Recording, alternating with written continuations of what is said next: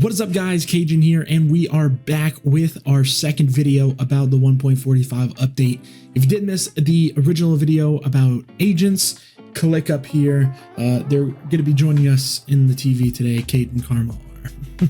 Now, this video is about the other aspects of the 1.45 update. Stuff like ranked changes, call-out system now in the game, along with some visual updates to models. Let's get into it. So the first thing that I didn't really talk about in the agents video was that the rookie and the nomad default models have had increased overall color saturation and brightness, and they've changed protective gear color to be blue or to have a blue tint, and then for nomad, orange, and to have an orange tint. Also changed outfit details color to light gray from almost black.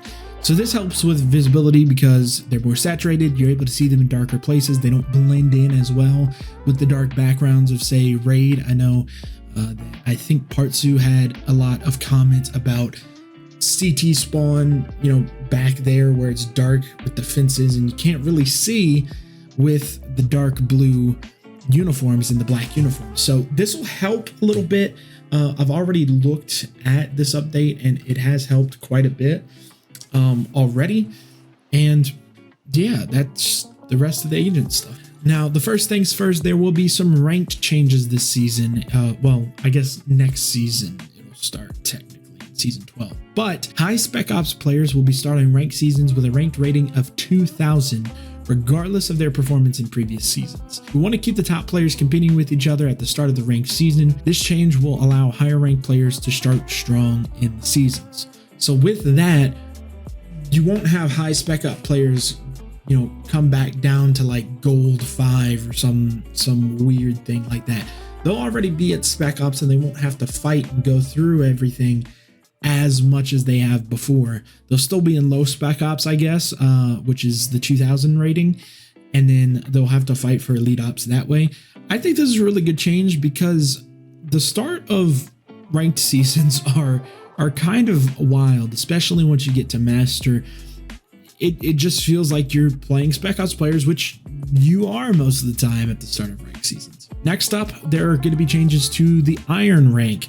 Iron 1 players will be starting ranked seasons with a rating of 1100, regardless of their performance in previous seasons.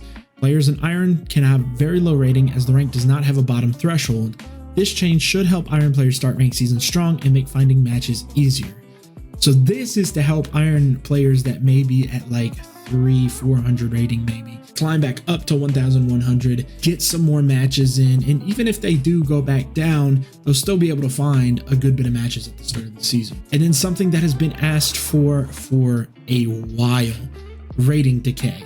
Players with a ranked rating of 2150 will have their ranked rating reduced by 1% every day after 7 days since the last finished ranked match.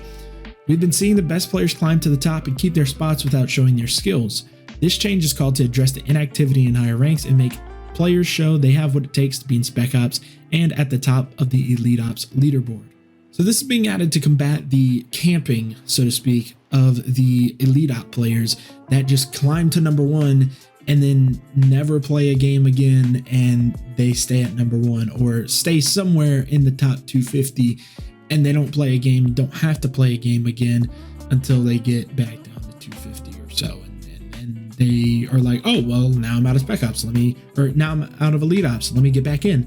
And so they play a couple games and then never play again. This will decay your rating 1% after 7 days, and it will do each day after 7 days. So if you don't play for a week, your rating will start to go down as long as you don't play.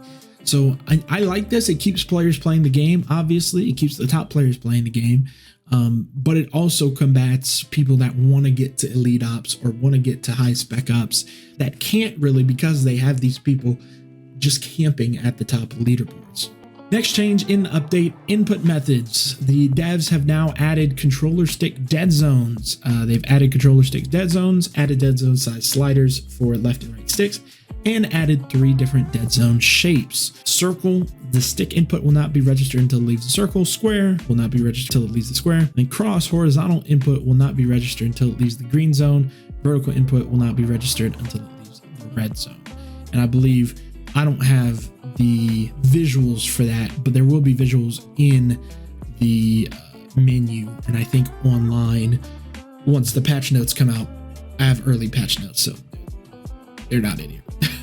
Another new change to the update is custom room map selection. The devs changed the map thumbnail shapes to squares from rectangles, and you also now have the option to select several maps for hosting, and then the map is chosen randomly, just like in a ranked.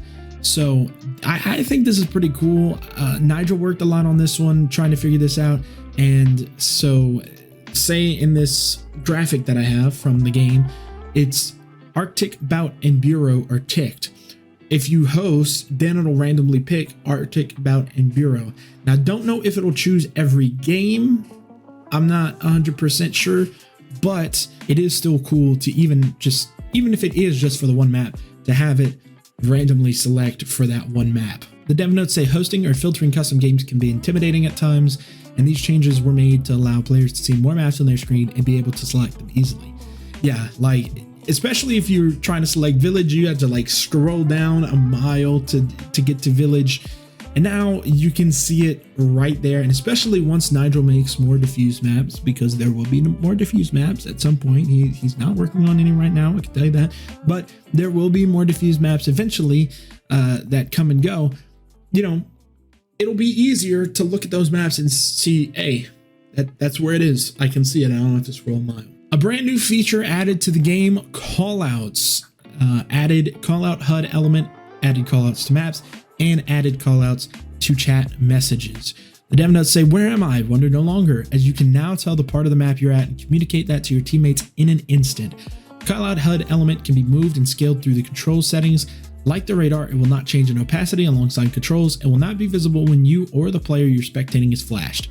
Sending a message to the team chat will also show your callout to your teammates. If you do not like seeing callouts in chat, you can turn that off locally through general settings, and your teammates will still see them. Callouts will not be localized to other languages and will be in English regardless of the chosen game language. And here's a little screenshot right here. You can see in the chat, the ops says, hey, I am here, and it says team. Then this is only for team chat. And then it says main stairs right by his name, and then the message in the second line. Now, a unfortunate side effect to this is that all chat is kind of weird looking, because the clan tag, the name, and then where you are is one line, and then the chat is the second line. And it's the same way for all chat, even though it doesn't show where you are, it still has clan tag name, and then in the second line, it's the chat message. It looks a little weird, but we'll get used to it. It's a thing. And then of course at the bottom in the center, you see the call out. Again, you can move that anywhere. I'm probably going to put that to the top, maybe, probably close to my mini map, or maybe even on my mini map, low key. That might be a good place for it. I don't know. We'll see. Also in the dev notes, we have decided to take our own route in naming map parts, so the callouts will differ from what you may be used to. This is the first iteration of the callout names, so we're open to player feedback. So yeah, Nigel wanted to take a more realistic approach to what these would be called in game, like in universe. So there's no breach spawn, coalition spawn, there's no A site, B site, because these are callouts for the map itself, not just for diffuse, not just for TDM. It's all just callouts, what you would call them in universe, which I'm a little bit skeptical about it, but it does make sense in the long run, because I mean, hey, what if there's stuff for lore here, you know, and hey, who knows? And then last but not least, of course, we have some map changes, and some pretty good ones on Plaza, at least. Bout, Nigel removed additional lights and inaccessible hallways. In Callouts, he added additional objects to help with character visibility. In Raid, he moved a few assets in mid, fixed bomb stuck spots, and added kill triggers in certain places. In Plaza, the big improvement here is improved church asset quality, changed coalition spawn building, removed several rows of windows around the map for improved player movement, added more colliders to prevent bomb stuck spots, fixed small gaps to the void, and fixed other minor issues. And something that is missing from the patch notes here, he also added some boxes to the right frontmost pillar on a site. So that angle is now no more. You cannot get into that angle. That angle to the right, if you're walking into, so if you're walking into Plaza from the A-long stairs, and I mean, I'll have videos and pictures and stuff about it, but if you're walking into a site from the A-long stairs, you won't have to look all the way to the right anymore, but there could still be someone deep in that hole. So you'll be able to check close right first, then check left, then check hallway. And then if you don't see anybody, you'll be able to check deep into that corner right there, which I think this is a good, I think this is a good addition. And it's a more strategic addition, because now, yes, you may have to check one or two more angles, but it's not as annoying as having to have a crossfire, you know, like this every time. One person can check all the angles if need be, and the other one can cover, say, B door or A doors, you know, the A doors hall. So it'll be interesting to see how that plays out. Big changes in SOAR as well. Changed windows on top of the restaurant buildings. They're now open and allow for utilities to be thrown into the building. So this is very, very huge, because this allows smokes to be thrown without threat of dying from the main door. This allows flashbangs to go in to flash players, but again, a strategic option here, and it's still kind of iffy, because the lineups I've seen so far from people in PTP that have had access to this map, you still have to go pool and you have to get on umbrellas, which those have also been changed a little bit. We'll talk about that more in a second, but you have to get all the way on umbrellas out in the open in pool to get those executes off. So it'll be interesting to see how that plays out.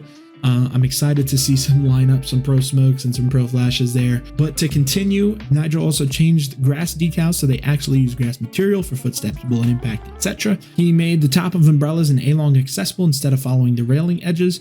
So before, when you tried to go all the way to the umbrella, it would stop where the railing was stopped. There was a collider. Now he's made the collider along the umbrella rather than along where the rail was. It gives you like a little extra foot of space, and also allows for a lot of the smokes that I've seen so far and flashes to go through those windows. Nigel also fixed an issue where the wrong ambient audio would play in some areas. He decorated the building in A-long. He made water less transparent outside main entrance of restaurant, and he also optimized some assets. And in some miscellaneous changes, chat messages are visible in the match in screen, and the name change instructions are visible by default instead of waiting for an invalid name. And that is all for the 1.45 update. Again, this is a pretty big update in terms of like the rank changes, having that be a little bit more fair for everyone, not only just the Spec Ops players being able to stay up there in rank, but also for the middle ground guys. You know, for me at Master, you know, I don't want to be going up against Spec Ops players at the start of seasons, you know? So this is also a good change for, you know, Masters, Diamonds, Plats, stuff like that. And then Iron players as well, being able to get a little boost if you are lower than 1,100 to try and get more matches and to have a second chance at, hey, you know, maybe I can get up this season. Along with callouts and of course, you know, agents. Again, if you didn't watch that video, click up here for that video. But anyways, let me know what your favorite feature of this update is. Is it the agents? Is it the callouts? Is it the rank changes? Is it the new map changes? Let me know in the comments down below. Anyways, I'll see you in the next one.